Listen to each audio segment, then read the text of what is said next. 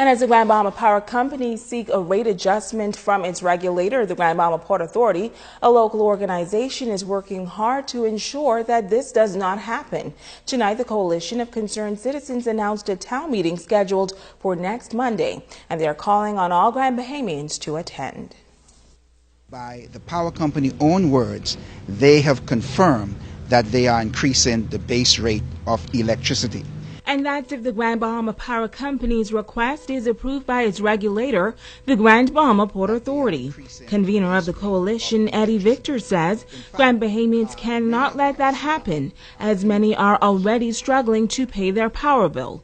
The organization is now planning a town meeting for residents to voice their concerns. This town meeting is very vital. It's a town meeting that information will be shared. We will be inviting the regulators and the Grand Bahama Power Company Emirate to make presentations at this public forum.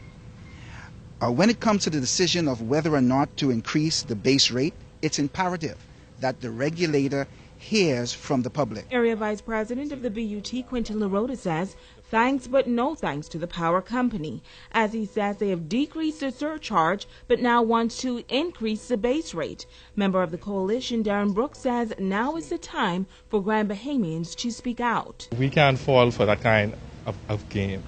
I think what the power company should consider is to increase the amount of customers they have by reducing the rates. More people could turn on their light, could afford to pay light bill, and they could make up for some of their profit margin in that way by increasing the customer base. And so I think we should have the opposite. We should have a rate reduction to increase those people who to encourage those people who power off, to turn the power back on, and to get some new people access to power. Makes no sense just to sit on the side and complain. Something has to be done, and the Coalition of Concerned Citizens is asking everybody from East End to West End to come out and support this. And then there's the personal side to the saga. Mark Clark says he had to move his father in with him because the bills were just too much for him to bear. I'm concerned simply because I know my dad and a lot of his friends who are senior citizens, 75 and older. I was in the bank just this morning, got a check from the hotel for him, and people in there trying to figure out what they can do with their $150 because the power bill got to pay, they got to buy something to eat, and it's outrageous.